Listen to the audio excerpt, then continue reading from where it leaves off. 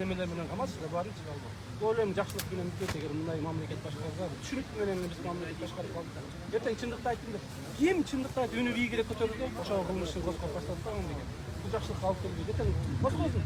Эгерде маалыматты камазанда 100 000, 200 000 деген кишиге дагы түрмөгө месте даярдап кое берсин деп.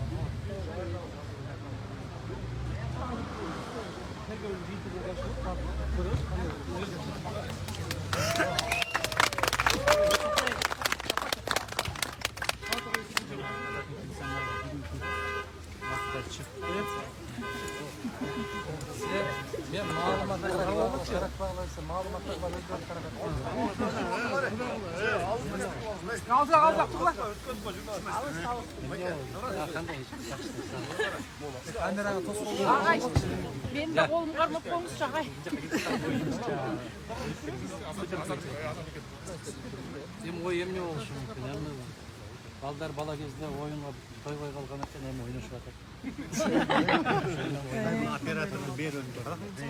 Бүгүн Садыр Жапаровдун маеги жарыяланды вечернички. Анан ал жерден ошол сизди Орозай Нарматованы боюнча да билдирүү жазылды. Анан бул боюнча окудуңузбу, анан окшоңузбу деп экен. Мен Садыр Жапаровдун башкы прокурор же сот болуп калганын билбей турдум. Ал бир эле убакта тергөөчү да болуп атыптыр. Баардык кишилерге аныктама да коюп атыптыр. Бул menimçe öte çok madaniyetsizlik, öte çok savatsızlık esepleş gerek. Ülke başçısının diye oturgan kişi biraz kitaplarda para vakit koysa olmak. Kılmışker de жалгыз gana sop çeçim çıkarır. Bu kılmışker bulanda bir mınday deyip de Cenab-ı Kırgız'da bir gelemet makal var da bayağı kop olarak bol kalat yani ben an dengeline düşmeyle koyayım. Bir öden şek sanayi üretti. Gözü bit bardık masallarda ошондой чечип жүргөн жигит болуш керек да. Ошондой шек санап атса, башка болсо, эгерде кыргыз элинин, кыргыз мамлекетинин кызыкчылыгын кандайдыр бир акча каражатка сатып жиберген болсо, Аллах Таала башынан баштап урсун ошону. Мына ошол өздөрү ушундай жолдор менен чоңоюп өскөндөн кийин элдин баары мендей болсо керек дешип атса керек да. Мен ал жигиттен айырмаланып бир солярка ташып жүрүп чоңойгон эмесмин. Men banktарды басып алып жүрүп чоңойгон эмесмин. Мен атамдын тарбиясын алып, улуу китептерди окуп, улуу инсандардын тарбиясын алып чоңойгон. Ал жигит айтып аткандык жапайычылык. Ошол экөөнө тең бүгүндөн баштап мен айттым азыр кызматкерлерге, буйрукту катты берген окшойт. Эмне түштөн кийин ушундай болуп чуркап калдыңар десе, көрсө интервью берген турбайбы депчи. Эс алуу эргүүдө жатып алып, ойлоп тапкан ошол болду. Аман болсун. Анын да жооп берер күнү келет. Ар бир сөз үчүн жооп берет бул жигит. Ошондо. Ошол 2009-жылдагы протоколду Жапаров Кыргызстандын пайдасына чечилбеген документ болду деп сыпаттап атат да. Анан негизи эле ушул протокол боюнча сиз эмне деп айтасыз? Ошол протоколду биз азыр башынан баштап кайра иликтеп чыктык. Өткөндө келгенде да баштаганбыз. Азыр да иликтеп чыктык. Ошол эле Садыр Жапаров ал протокол юридикалык күчкө ээ эмес деп атат. Юридикалык күчкө ээ болбосо эмне муну көтөрүп жүрөсүң, атаңдан калган табарикте кылып. Menden ушундай бир күмөн кетет да.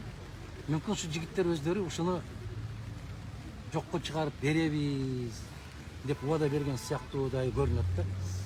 Себеп ал ошол эки тараптын мындай бир жерди алып алабыз дегендердин колун байлап койгон да.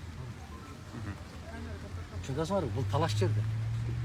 Талаш жер болгондон кийин Лейлек менен Баткендин ортосунда карым катнаш үзүлбөсүн. Biz 2011-жылга чейин Кыргыз эгемен автожолдору деген долбоорду ишке ашырыш үчүн бул 5 долбоордун бири. Ош Баткен Исфана, Бишкек Нарын Торогат, Ош Алай Эркештам, Бишкек Талас Тараз, бул стратегиялык жолдор. Ошолордун жолдордун курулушуна биз толугу менен ишке ашырышыбыз керек эле. Кыргыз айылынан келген автоунаа жаран bir de ülkenin çekin bir kademde basmay Bişkek'e çekin geliş gerek. Teşkilisинче Bişkek'ten çıkan kişi ayına geçiş gerek. Mına ошол момундай дарыядай болгон жерге эки жагына эки докторду коюп алып, тажиктердин аскерлери, чек ара кызматкерлери ушундай кайтарууга алып, кыргыз келиндерин баарын жалаңаштап чечиндирип алып, ит көрбөгөн корундуктарды көрсөтүп аткан жер эле ошол. Азыр келип алып баатырдык кылыштын кажети жок. Биз ошол маселени чечкенбиз. Ошол маселе ушундай чечилгендиги боюнча сыймыктанабыз. буюрса кыргыздын мындай бир көрүнүп келаткан кыраандарын баарын канатын кайрып келаткан кыргыз өзү. Анан эртеси күнү айтабыз. Ушундай баатырлар болгон экен деп. Ana ошол бейлектен чыккан, сүлүктүдөн чыккан, аркадан чыккан, максаттан чыккан ар бир жаран Бишкекке чейин бир тамчы бир жердин суусун кечпеш керек. Бир кадам бирөөнүн жеринен баспаш керек. Ал кыргыз жери менен келиш керек, кыргыз жери менен кетиш керек. Биз ошого жетишкенбиз. Анын үчүн сыймыктансак болот. Ушул окуялардын азыркы суракка байланыштуу, сизге байланыштуу окуялардын абты эмне менен бүтөт деп ойлоп атасыз? Сурак учурундагы суроолор кандай болуп атат? Азыркылардын колунан бардык нерсе келет. Мен айтып атпаймынбы, жанагы калемди көрсөтүп туруп бул эмне десем кашык деп да жооп берет мүмкүн. Мындай болуп келген. 95-жылдан бери карасаңар, биз эмне деген болсо ошонун баарына каршы сүйлөп келишкен. Тарых өзү далилдеп ордуна коюп атат. Бүгүн ошол интервьюсунда айтыптыр, Аскар Акаевич бүтүндөй бардык баягындай бир эмелеринен алынды деп, акталды деп. Азамат баракелде бар бол, аман бол айланайын. Анан кусуп атат. Кусса ооздон оозго кускандыр. Бирок ал кыргыз казынасынан кусулганын көргөн эмеспиз биз. Кандай мамиле болушу мүмкүн? Билгендериндей мамиле кылсын. Бул керек болсо ошол бүтүн Кыргызстанга жасалып аткан иш аракеттин баары мага эмес, жана Нарматовага эмес. Бул ошол залда отурган 85ке ишарат. Көрдүңөрбү? Керек болсо биз Мадумаровдун өзүн дагы ушундай кылып коюшубуз мүмкүн.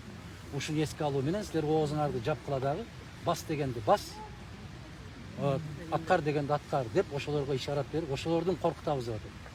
Мени го билесиңер, айланайын. Бул дүйнөгө ааламга жараткан Аллахтан башка эч ким коркпой болсун, билесиң. Анан ошондой болуп чакырып койсок, антип койсок, минтип койсок, анан мындай бир ойлонуу жок кечирип койсок. Сиз азыр көп катар эле сурак берип атасыз. Статусуңуз өзгөргөн жок да? Булардын азыр сабатсыздык доорунда статусту өзгөртүп коюш бул 2 мүнөт. Бир звонок. Эмне үчүн деп суроо бербейт да. Кантип деп суроо бербейт. Бир нерсени баса белгилеш керек. Бул жердеги ошол тергөөдө иштеп аткан азаматтар дагы, жигиттер дагы абдан кыйналып атканын көрүп атам. Аябай кыйналып аткандарын сезип атам. Мен аларды жек көрүү сезимим жок, аял сезим гана. Ушундай. Биз канчалык болбосун мындай бир кээ бир суроолор кызыктуу суроо да. Өтө кызык суроолор. Анан бир мисал келтирип айттым. Касым Тыныстановду ушундай болуп кармаганда айтыптыр да, эмне үчүн десе, Касым Тыныстанов мындай деп жазган да, ороодо даның көп болсо, короодо малың ток болот деп жазган да. Бул чындыкпы? Чындык.